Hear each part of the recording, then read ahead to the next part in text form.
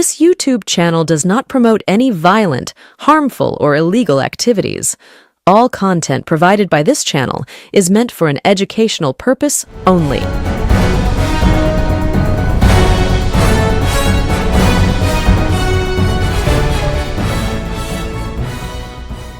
নমস্কার, আমি প্রতিবেদক সায়ন্তন চক্রবর্তী। আপনারা দেখছেন বঙ্গচক্র ইউটিউব চ্যানেল।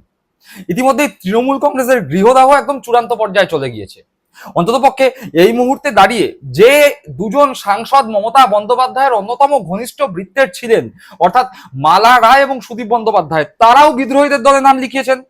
বিজেপিতে যাবেন কি যাবেন না সেটা পরের ব্যাপার, কিন্তু আপাতত তারা বিদ্রোহের যে ব্লক, সেই বিদ্রোহী ব্লকে নাম লিখিয়েছেন। দেখা গেছে যে ভূপেন্দ্র যাদবের বাড়িতে শতাব্দী রায়ের সঙ্গে পৌঁছে গিয়েছেন সুদীপ বন্দ্যোপাধ্যায়। কোনো কোনো খবরের যে মাধ্যম বা নিউজ মিডিয়া, সেখানে বলা হচ্ছে সুদীপ বন্দ্যোপাধ্যায় সরাসরি অমিত শাহের সঙ্গেও নাকি দেখা করে ফেলেছেন। অর্থাৎ সুদীপ বন্দ্যোপাধ্যায় যে বিরোধী ব্লকে নিজের সদস্যপদ গ্রহণ করে ফেলেছেন তা এখন জলের মতো পরিষ্কার।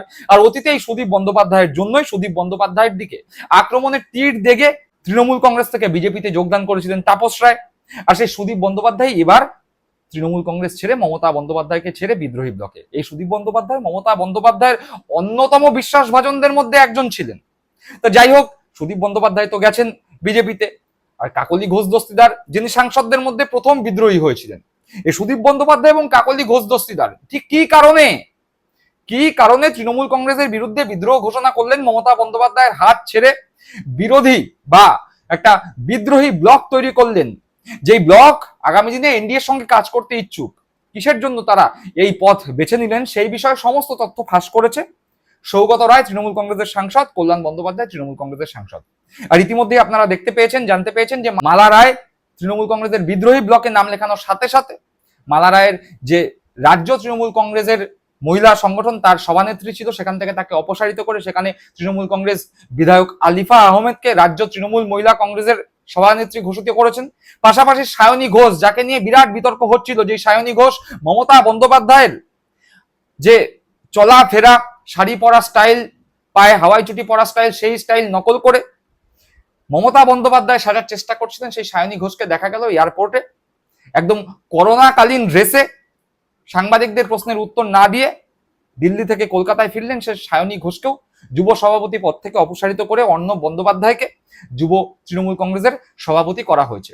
তো যাই হোক, সেটা পরের বিষয়। কে অর্ণব বন্দ্যোপাধ্যায়, কতদিন ধরে তিনি দল করেছেন, তার ব্যাকগ্রাউন্ড কি, তিনি রাজনীতির পাশাপাশি কি করেন, সে বিষয়ে আমরা সম্পূর্ণ তথ্য আপনাদের জানাবো অন্য এপিসোডে। কিন্তু এই মুহূর্তে দাঁড়িয়ে কল্যাণ বন্দ্যোপাধ্যায় এবং সৌগত রায় দুজনে অত্যন্ত গুরুত্বপূর্ণ দুটি মন্তব্য করেছেন এবং তারা আলাদা ভাবে জানিয়েছেন সুদীপ বন্দ্যোপাধ্যায় এবং কাকলি ঘোষ দস্তিদার ঠিক কিসের জন্য তারা তৃণমূল কংগ্রেসে বিদ্রোহী হলেন, মমতা বন্দ্যোপাধ্যায়ের সঙ্গে ছাড়লেন। কিন্তু তার আগে তাপস রায় সুদীপ বন্দ্যোপাধ্যায়ের বিরুদ্ধে প্রচন্ড খাপ্পা, তৃণমূল কংগ্রেসে থাকাকালীনও, তৃণমূল কংগ্রেস ছাড়ার পরও সেই তাপস রায় কিন্তু অত্যন্ত গুরুত্বপূর্ণ একটি কথা বলে দিয়েছেন। তিনি বলে দিয়েছেন এই সুদীপ ব্যানার্জিরা আসলে দলের বোঝা। সে যেই দলেই যাক না কেন, তৃণমূলে থাকুক বা বিজেপিতে যাক, আসলে সুদীপ বন্দ্যোপাধ্যায় দলের বোঝা। আর এই বোঝা বহন করেছে মমতা বন্দ্যোপাধ্যায়। তাই মমতা বন্দ্যোপাধ্যায় এখন টের পাচ্ছে কাদের নিয়ে মমতা বন্দ্যোপাধ্যায় এতদিন চলছিল।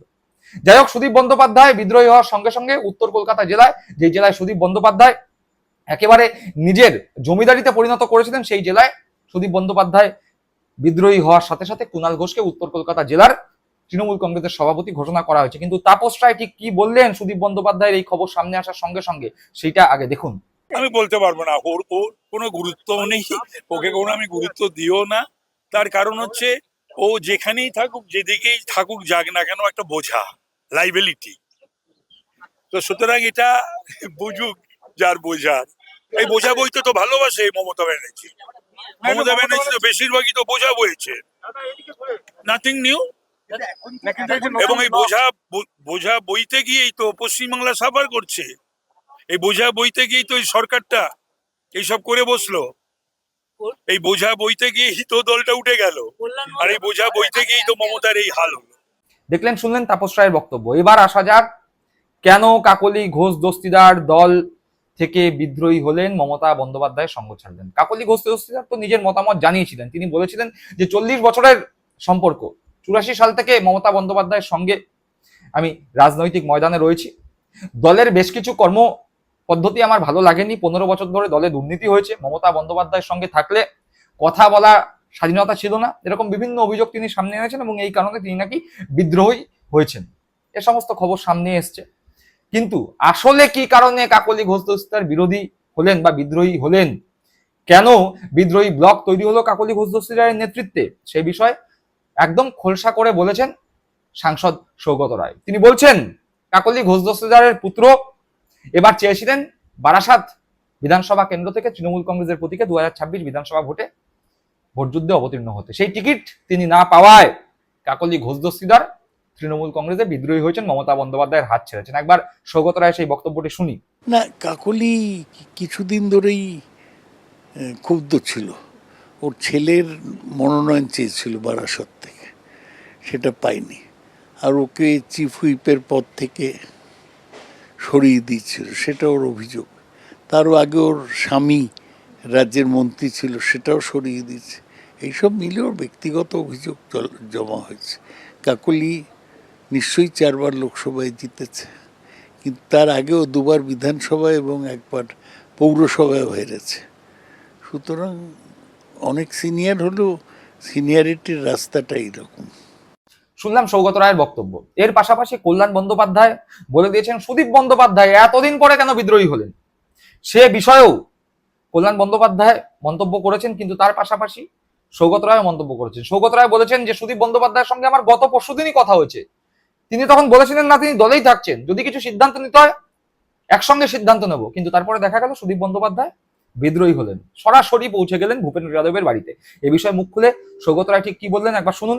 কি করবো, সুদীপ বন্দ্যোপাধ্যায়ের সাথে আমার 3-4 দিন আগেই কথা হয়েছিল। উনি বললেন উনি কোথাও যাচ্ছেন না, উনি বললেন কিছু করলে একসাথে করবো। আচ্ছা, তারপর উনি চলে গেলেন ভূপেন্দ্র যাদবের বাড়িতে। ভূপেন্দ্র যাদব হচ্ছে বেঙ্গলের অপারেশন লোটাসের ইনচার্জ।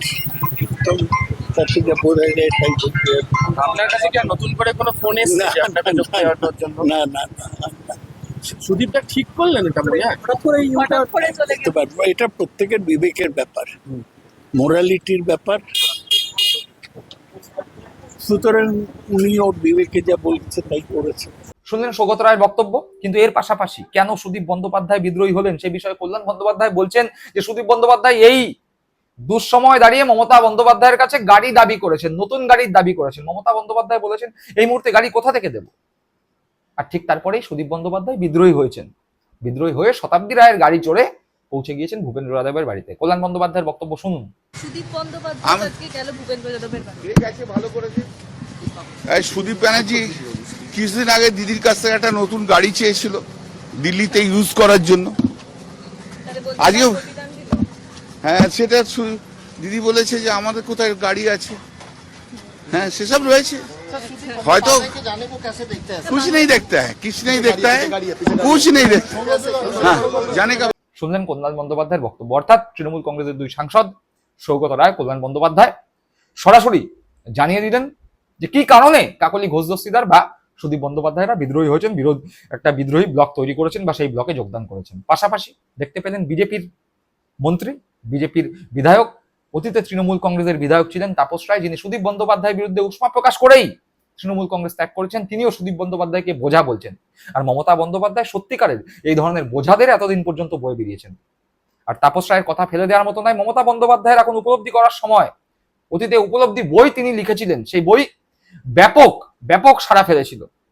তৃণমূল কংগ্রেসের সমর্থক হন, মমতা বন্দ্যোপাধ্যায়ের সমর্থক হন অথবা না হন, মমতা বন্দ্যোপাধ্যায়ের উপলব্ধি বই মমতা বন্দ্যোপাধ্যায়ের সমালোচকরাও প্রশংসা করেছিলেন। তাই মমতা বন্দ্যোপাধ্যায়ের নতুন করে উপলব্ধি করা উচিত, নতুন করে উপলব্ধি বই লেখা উচিত, যেখানে অবশ্যই স্থান পাওয়া উচিত যাদের ওপর মমতা বন্দ্যোপাধ্যায় বিশ্বাস করেছিলেন, তারা যেভাবে মমতা বন্দ্যোপাধ্যায়ের বিশ্বাস নষ্ট করলেন, যেভাবে মমতা বন্দ্যোপাধ্যায়কে ধোঁকা দিলেন, সেই উপলব্ধি মমতা বন্দ্যোপাধ্যায় লিপিবদ্ধ করে বই আকারে প্রকাশ করা উচিত। উপলব্ধি 2 নাম দিয়ে সেই বই প্রকাশ করা উচিত। দর্শক বন্ধুরা, আপনারা কি মনে করছেন অবশ্যই কমেন্ট বক্সে কমেন্ট করে জানাবেন। সকলে ভালো থাকবেন, সুস্থ থাকবেন। জয় হিন্দ, বন্দে মাতরম।